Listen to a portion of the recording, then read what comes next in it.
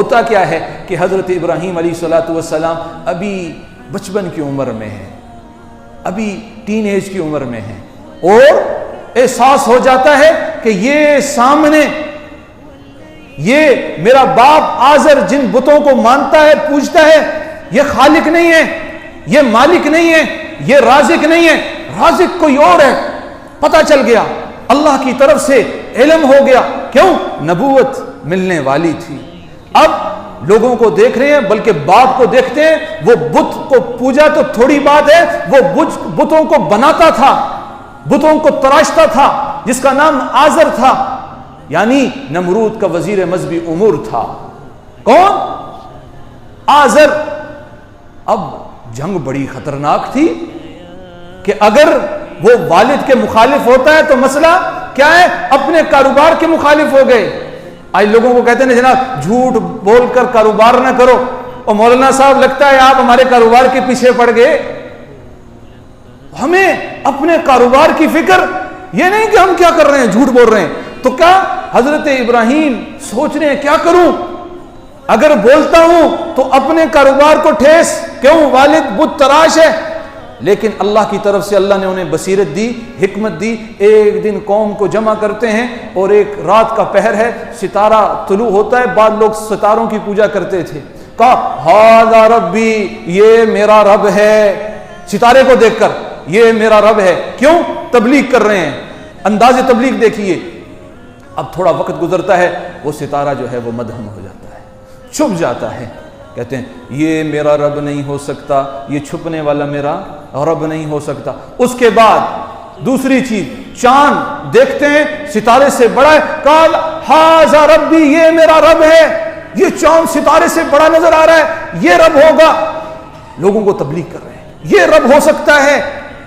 تھوڑا وقت گزرتا ہے، وہ چاند بھی مدھم ہوتا ہے، چھپ جاتا ہے۔ اب کہا یہ بھی میرا رب نہیں ہو سکتا۔ تیسرا موقع، سورج آتا ہے، کہتے ہیں ھذا ربی ھذا اکبر، یہ میرا رب ہے، یہ تو بہت بڑا ہے، یہ بہت بڑا ہے، یہی میرا رب ہو سکتا ہے۔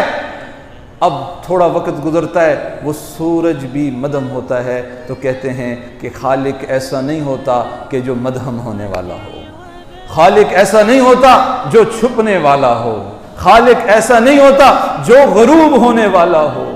کہا اللہ اگر مجھے ہدایت نہ دیتا تو میں بھی تمہاری طرح جاہلوں میں سے ہو جاتا۔ اب لوگ حضرت ابراہیم کی بات سنتے ہیں، غصے میں آتے ہیں، لیکن کچھ کہتے نہیں۔ کیوں؟ ایک نیا جملہ تھا۔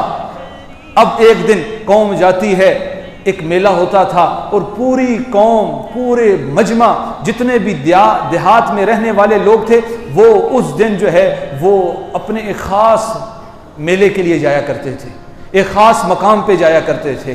اب حضرت ابراہیم کے والد آزر، پورے گاؤں والے جا رہے ہیں۔ ابراہیم کو کہا ابراہیم چلو، کہا انا سقیم، میں بیمار ہوں، میں نہیں جا سکتا، یعنی تمہاری یہ گناہوں کو دیکھ دیکھ کر میں روحانی طور پہ بیمار ہو گیا، میں یہ نہیں دیکھ سکتا، میں نہیں جا سکتا ایسے معبود کی طرف جسے تم اللہ کے سوا پکارتے ہو، جسے تم خود تراشتے ہو۔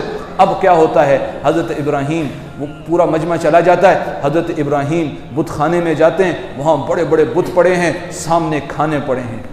حضرت ابراہیم کہتے ہیں بتو کھانا کیوں نہیں کھاتے، یہ کھانا کیوں نہیں کھاتے؟ اب بت تھے، وہ کیا بولتے، بت تھے کیا بولتے؟ حضرت ابراہیم اپنا کھلاڑا دیتے ہیں، اور کسی کی لات کاٹ رہے ہیں، کسی کا بازو کاٹ رہے ہیں، کسی کی ناک کاٹ رہے ہیں، کسی کا کان کاٹ رہے ہیں، اور آخر میں وہ کھلاڑا جو ہے بڑے کے کندھے پہ رکھ کر نکل پڑتے ہیں، چل جاتے ہیں۔ اب جب پورا گاؤں واپس آتا ہے اور جب اپنے عبادت گاہ میں پہنچتا ہے، دیکھتا ہے بت ٹوٹے پڑے ہیں، خدا بکھرے پڑے ہیں، تو غصے میں آتے ہیں اور کہتے ہیں کہ لگتا ہے وہ لڑکا جو ہمارے ساتھ نہیں گیا، وہ تو پہلے سے شروع سے ایسی باتیں کرتا تھا، لگتا ہے یہ کام اس نے کیا ہے۔ یہ کام کس نے کیا ہے؟ ابراہیم نے کیا ہے۔ ابراہیم کو لایا جاتا ہے، مجمع کے سامنے بٹھایا جاتا ہے، ابراہیم ہم سب تو میلے پر گئے تھے، لگتا ہے یہ کام تو نے کیا ہے۔ ابراہیم نے کہا جناب کہ یہ تمہیں سامنے نظر آ رہا ہے، بہت اعلی وردات اس کے پاس ہے، پوچھتے تو مجھ سے ہو کہ میں نے کیا ہے، اس نے کیا ہوگا، اس سے پوچھو۔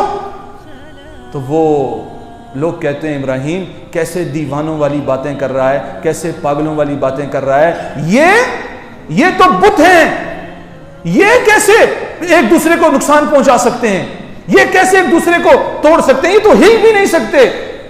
حضرت ابراہیم نے کہا کتنے دیوانے ہو، کتنے پاگل ہو، جو اپنی مدد آپ نہیں کرتے، تم ان کی عبادت کرتے ہو، تم ان کے سامنے سجدہ ریز ہوتے ہو۔